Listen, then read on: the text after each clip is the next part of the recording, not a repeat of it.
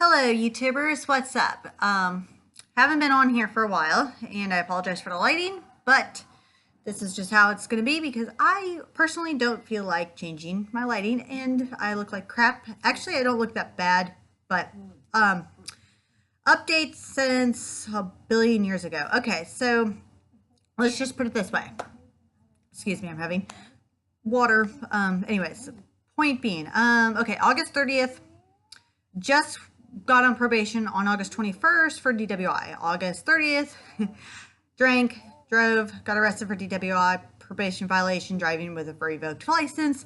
Spent 55 days in jail in New Hanover County. Yeah, was so that's 3 DWIs in 3 years. Yes, I know how it sounds. I don't need the judgment. Whatever. It is not habitual. Luckily, it's 4 or more in a certain period of time, which I know. I don't need the judgment again. But okay, so basically, this time the sorry, I'm like trying to adjust. Anyways, wow. Okay, I apologize that I'm messing with my hair. So I basically got charged with a aggravated level 1, which is basically the highest or lowest, highest DWI you can get charged with, other than like probably manslaughter or whatever. But no, it was just a stupid thing. Anyways, so basically, I have to do 120 days active in jail. I already got credit for the 55. In lieu of the DWI, I have to do 3 years probation, which is running concurrent to my 2-year sentence probation. I do not know my fees for this current DWI. However, I only pay, I think, slightly over $1,000 for my first DWI, which is actually great because my probation fees got waived, which saves about $1,300 there. So that's awesome.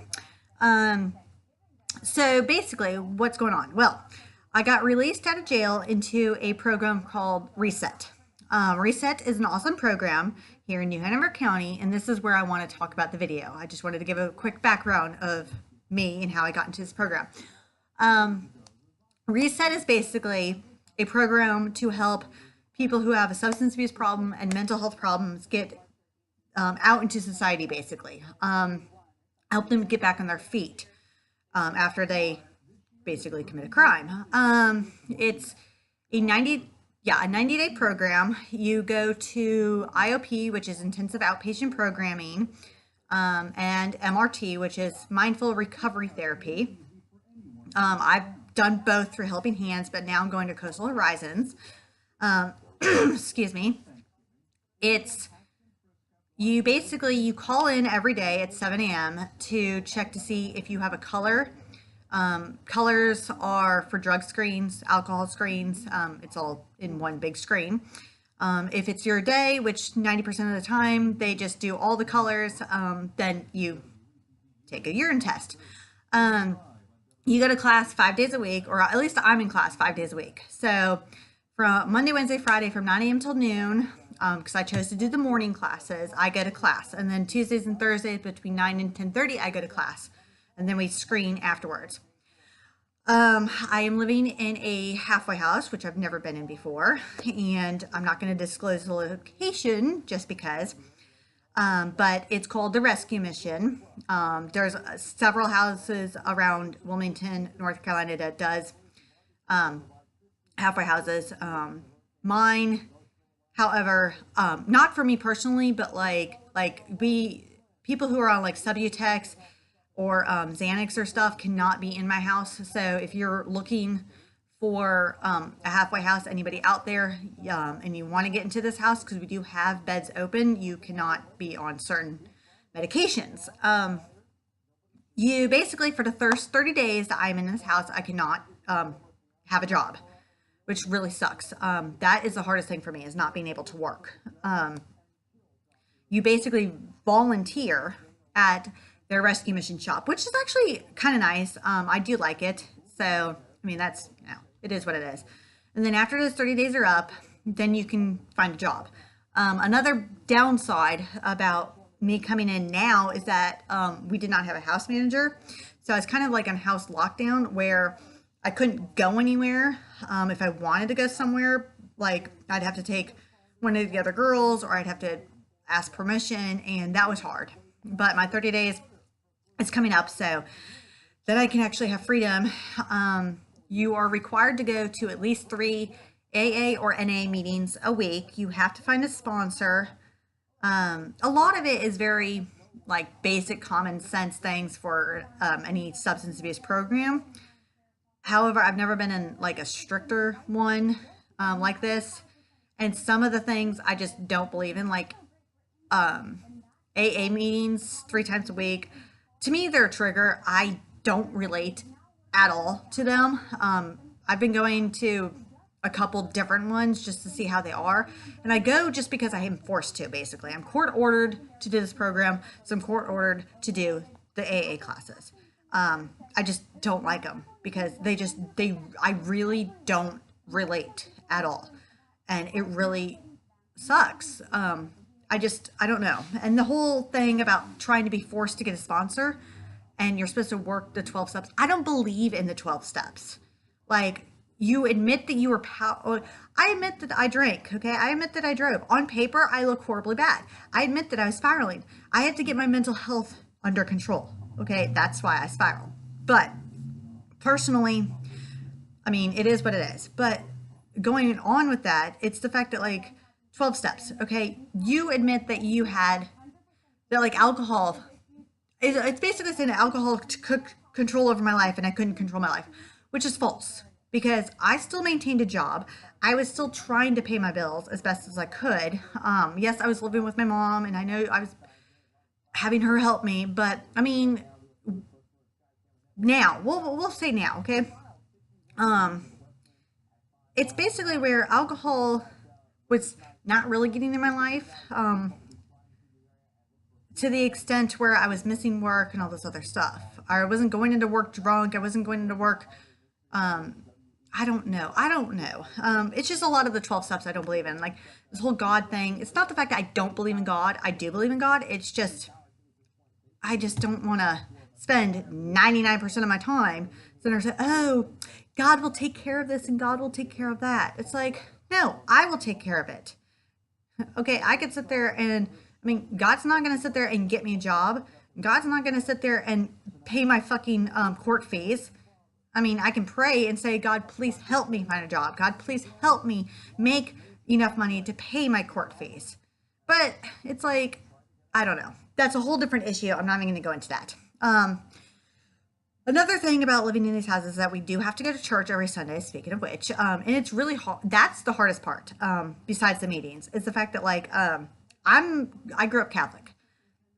So I'm used to Catholic churches, even if we had fun Catholic churches where we didn't like always do the mundane, sit, stand, kneel. I'm still used to that. So when I go to these other churches that are just like, there's a stage and there's all these lights and there's all these musical instruments and it's too showy. It's like a Broadway flipping play in church. I don't like that. Okay. I'm sorry. Like, I understand that they want to put passion and praise God in their way, but to me, they're not praising God. They're just doing it as a show. They're just putting on a play. That's how I feel. But that's just my opinion. I've always wanted to go to like a Life Point, like a non-denominational church, but now that I've gone to like 1 or 2, I don't like them. So that's a big issue. Another thing, since I will have to do the rest of my active days, I'm going to start doing weekends. Sometime. I was trying to get my probation officer to do them like this month, but I meet with her next month. I still meet with my probation officer every month. I do have a female this time. My probation officer transferred me to the program probation officer, and I like that because basically I do everything through Coastal Horizons. I have my birth control, I have my therapy, I have my classes, I have my probation, I basically do everything. So far, I like this therapist better than my Med North therapist. And I don't remember if I put in previous videos that I was going to change therapists at Med North, but I was. So yeah, how does this affect my CPS case with my daughter? Well, okay, so due to all the stress, I mean, like I was out of my mind beyond stress. I mean, I wasn't sleeping like at all. I was losing so much sleep. I was trying to work more to make up for, I mean, I was so stressed out. I just got on probation. Therapy wasn't working. I was gonna talk to my psychiatrist about medication. It was just way too much, way too fast. That's why I think I stupidly drank and drove. Honestly, I know it was just like I was spiraling. On my daughter's case, I know I'm combining like a lot of information into this one video, and I know it's going to be really long, but I have a lot of things to vlog about. Vlog. I think that's the right term. Anyways, and I don't even know if anybody watches these videos, but hey, welcome to my life. This is me vlogging, or trying to get back into vlogging. Oh, one thing I will point out about the house, I only have 2 other girls besides me right now living in the house. It's actually really awesome. We're going to have more girls, I know, coming in now that we have a house manager. I like the house manager. So far I like her. She's super nice and she's really like open and stuff. I feel like I can talk to her about things. I'm still kind of hesitant about certain things with her. But I think that's just only because she's trying to get used to us, and I'm used to a lot more freedom, so I'm not used to like, you know, having so many restrictions. So that's, I mean, it's new. I'm going with it. I mean, I'm very adaptable. But yeah, I like the other girls in my house, so that helps. Cuz and so far we just kind of do our own thing. We're not always in each other's faces. So because I've heard horror stories about halfway houses where like girls steal stuff. Girls are always in your room. They're always doing this, they're always doing that. And I was kind of scared, but I mean, we're in an actual house. We are not in like a building. There's other halfway houses around town that are like in buildings, or they're houses, but they're like they have like 6 roommates in their room. I don't know. Anyways, so my daughter, going on with my daughter, we went to court, and CPS was their asshole selves, basically, trying to continue this case and trying to keep my daughter in the system. I mean, my daughter will be in the system until she's 2, but I mean, like trying to keep her in foster care and do all this BS crap. They were basically being shady as crap. I mean, CPS just basically sucks. Long story short, my mom, the judge basically ruled in me and my mom's favor. Thank God for my lawyer, who, thank God, because my daughter's home with my mom. We go back in April for our 6-month review. And I don't know if at that point we're going to sign over paperwork for my mom to permanently have my daughter, or if we're going to wait and do that in November when it gets closer to her 2nd birthday. But either way, my daughter's home. And everybody says that she has had a complete 180 since she got out of the foster care. Now, if she sees the foster care mom and her daughter or granddaughter, she cries because she thinks she's gone back with them. But now that she knows that she's home, she's like, she's happy, she's spunky, she's running around. I mean, she's running around. And she's 14th. I mean, I missed a lot while I was in jail, but I mean, I get to see it now. So that's awesome. So I'm super excited about that. Another bad thing that happened while I was in jail, my puppy that I got, that I absolutely loved, nothing bad happened to the actual dog, but like my mom couldn't take care of a puppy and a 1-year-old. So my mom had to return it to the shelter. I had to sign over my dog, and hopefully she got adopted out. I think I only saw her online for like a day, and then she wasn't on there. So I hope they didn't put her down. I hope that a really good family adopted her, because I did put on Facebook like, hey, somebody please like take this dog. Like, I have all of her shots, like all of her, like she's up to date on all of her shots. She's up to date on flea and heartworm. I mean, she's a great dog. She's great with babies. I mean, she is great with babies because she was with my daughter. She's great with other dogs. I put in there, I don't know about cats, just because, I mean, she was a lab mix. But anyways, so I don't have my dog. That's okay. Diego, my brother-in-law's dog, is still with my mom. So, and that dog is seriously like the biggest attention whore in the entire world. When I went to go play with my daughter this past Sunday, No, on her birthday. She just turned 1 on November 15th. But when I went to go play with my daughter, the dog had to sit between me and my daughter because he's an attention whore and he wanted to whatever. And I'm like, dude, like, come on. So yeah, that's what's been going on in my life and venting about this program because I mean, it does suck. I'm tired of going through classes and I've already been here and done this. And the classes, I mean, personally, if they would have worked, I wouldn't have been in this situation. So I don't think that these classes are really, they're necessary because they're court ordered. But obviously I didn't learn my lesson. So, because I'm in this predicament again. Now the reset program itself, since it is 6 months and I'm being tested at least 3 times a week, which doesn't bother me, but it's more strict.